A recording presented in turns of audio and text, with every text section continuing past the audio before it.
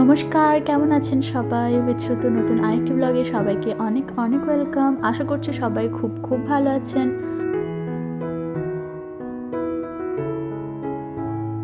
যেদিনকার ব্লগটা শেয়ার করছি সেদিন সে অফিস থেকে ছুটি নিয়েছিল, যেহেতু আগের দিন শরীরটা বেশ খারাপ করায় ওষুধ নিয়ে এসেছিলাম। আর ওষুধগুলো খাওয়াতে পরের দিন সকাল থেকে একটু শরীরটা ভালোই লাগছিল। আর যেহেতু অফিস নেই তাই একটু বেলা করে, মানে একটু না অনেকটাই বেলা করে দুজনে ঘুম থেকে উঠেছি। সেরম বেশি কোনো কাজ তো থাকেই না, ওই টুকটাক কাজ আর কি। সেগুলো সেরে নিয়ে একটু বসলাম, তারপর স্নান ধান সেরে রান্না করে নিয়ে ফ্রেশ হয়ে দুজনে একটু ছাদে গিয়েছিলাম। আর ছাদে গিয়ে বেশ ভালো লাগছিল রোদটায় কিছুক্ষণ বসতে। বেশ অনেক দিন হলো মার্কেটের দিকে যাওয়া হয় না, যেহেতু কোনো কাজ থাকে না ওদিকে, তাই আর কি যাওয়া হয়নি অনেক দিন। তাই আজ যখন অনেক দিন পর ছুটি পাওয়া গিয়েছে, আজকে সুযোগটা সদ্ব্যবহার করা যাক, আর দুজনে চলে গেলাম মার্কেটে। আপকামিং ক্রিসমাস আর নিউ ইয়ারের জন্য চারিদিকে দোকানগুলো বেশ সুন্দর সুন্দর জিনিসপত্র দিয়ে সাজানো রয়েছে, কিন্তু যেমন সুন্দর সাজানো তেমনি ছোট ছোট জিনিসগুলো প্রচণ্ড দাম। তাই কয়েকটা দোকান ঘুরে টুকটাক কয়েকটা কেনাকাটা করে আর শেষে আসলাম মার্কেটের একদম শেষ প্রান্তে এই চাটের দোকানটাতে। আর আজকে নিয়েছিলাম পানিপুরির বদলে আলু টিকি চাট। কেন, আমার আবার অভ্যাস আছে, মানে জ্বর একটু ভেতরে থাকলে তো ফিভার আলসার হয়েছে, তো সেটা প্রিভেন্ট করার জন্য চেষ্টা করেছিলাম, কিন্তু তাও প্রিভেন্ট হয়নি। তো যাকে চাট খেয়ে চটপট দুজনে আবার চলতে লাগলাম সামনের দিকে। আর রাস্তার দুই সাইডে সালোয়ারের স্টোরগুলো এত অসম্ভব কালেকশন, মানে সুন্দর সুন্দর, এত সুন্দর যে দেখলে মনে হবে যেন দেখতেই থাকি, এত সুন্দর সুন্দর কালেকশনস দুই সাইডে। কিন্তু আমার তো ওখানে যাওয়ার নেই।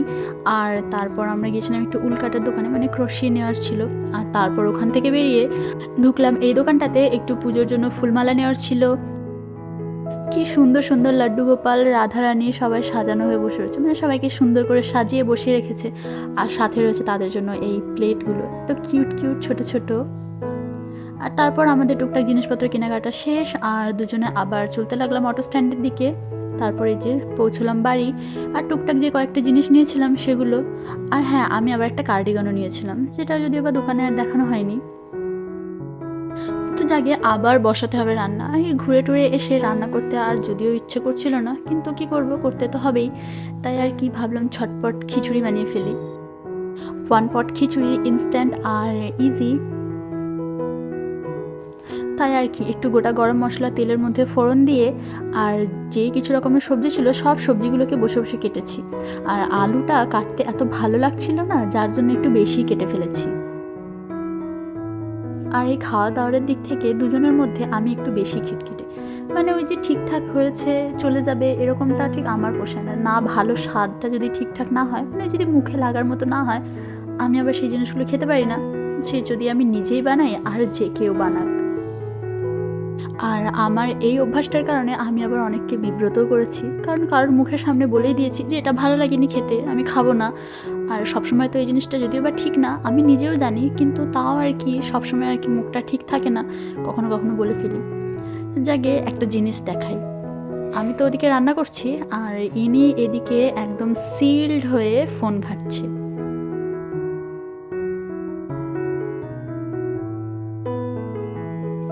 এমন গভীরভাবে ফোনের মধ্যে ডুবে যায় যে তাকে কিচেন থেকে আমি যদি 4-5 বার আওয়াজ দিই, 5 বার ডাকলে একবার তার সাড়া পাওয়া যায়। যাকে সে ওখানে পড়ে থাকুক, আমি আবার ফেরত আসলাম কিচেনে। আর যা যা সবজি ছিল না সব কিছু, মানে শাক টাক সব কিছুই দিয়ে দিয়েছি আমি এর মধ্যে। কারণ কিছু কিছু জিনিস থাকে না, যেগুলো বাজার থেকে নিয়ে আসি একটু বেশ ফ্রেশ ফ্রেশ থাকে, আর এই শীতের সবজি এমনিতেই তো ফ্রেশ থাকে, খেতেও ভালো লাগে। আর এখন তো আমি আবার রান্না করার নতুন টেকনিক শিখেছি, মানে ওই ইনস্ট্যান্ট রান্না, শুধু মশলাটা ঠিকমতো কষিয়ে নিলাম, আর তারপর এই আলু হোক বা যে কোনো ধরনের সবজিই থাকুক না কেন দিয়ে কড়াইতে সিটি মেরে নিই। আর ওদিকে সময়ও সেভ হয়ে যায় আর ঝটপট রান্নাটাও হয়ে যায়। ওদিকে আবার তাড়াহুড়ো করে জোগাড় করার ঝামেলায় আমি আবার চালের আন্দাজটা ঠিকমতো বুঝতে পারিনি, মানে রোজকার যে চালটা ইউজ করি আজকে সেটা দিয়ে খিচুড়িটা বানাচ্ছিলাম না, একটা অন্য চাল নিয়েছিলাম। আর সেই চালটা দিয়েও ছিলাম একটু বেশি করে দিয়ে দিয়েছি। তো যখন খিচুড়িটা বানিয়েছিলাম, মানে যখন সিটি দেওয়া হয়েছিল, তারপর দেখছি ও তো কড়াই পুরো ভর্তি হয়ে গিয়েছে। আর এই খিচুড়ির পরিমাণটা এতটাই হয়ে গিয়েছিল, মানে যেটা দুজনের জন্য এনাফ। রাতে খাওয়ার শেষেও আরও অনেকটা রয়ে গিয়েছিল।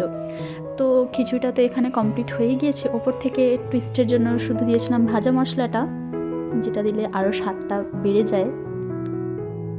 এখন এখান থেকে একটু তুলে নিয়ে যাব আমি চেকিংয়ের জন্য, মানে সব কিছু ঠিকঠাক আছে কিনা সেটা টেস্ট করানোর জন্য। আর ওই যে টেস্ট করাতে নিয়ে গিয়েছিলাম, লবণটা একটু কম ছিল, তাই একটু লবণ মিশিয়ে দিয়ে আর কিছুক্ষণ রেখে দিয়েছিলাম। আর এদিকে আমার রান্না শেষ, আর সময় এখন 9:15। তো যাকে এবারে খাওয়ার বেড়ে ফেলি। অন্য সময় হলে তবু না হয় খিচুড়ির সাথে কিছু একটা দরকার হতো, মানে একটু সবজি না হলে কিছু ভাজা। আজকে এতটাই টায়ার্ড লাগছিল যে আর কিছু বানাতে ইচ্ছে হচ্ছিল না, তাই উপর থেকে একটু জাস্ট গরম ঘি ছড়িয়ে দিয়েছিলাম। এখন খিচুড়ি পুরোপুরি প্রস্তুত পেটে যাওয়ার জন্য। আর এনাকে আমি আরেকবার জিজ্ঞাসা করছিলাম যে কেমন হয়েছে খেতে, তো এক্সপ্রেশনটা শুধু মুখে বলা যায় না, শুধু এক্সপ্রেশন দেখাতে হয়। আর খাওয়া দাওয়া সেরে সব কিছু গুছিয়ে নিয়ে আমি বসেছিলাম চুলটা আঁচড়াতে। এত পরিমাণে চুলটা জট পড়ে গিয়েছে, মানে জড়িয়ে গিয়েছিল। শেষে উনি আমাকে হেল্প করতে বসেছে, আর তারপর চুলটা বেশ সুন্দর করে আবার বিনুনি করে দিয়েছিল। যদিও বা গোড়াটা একটু ভুল করে দিয়েছে, কিন্তু বেশ সুন্দর করে দিয়েছিল। আর এই টুকটাক জিনিসগুলো সে তো বেশ এনজয় করে, আর সাথে আমারও দারুণ লাগে।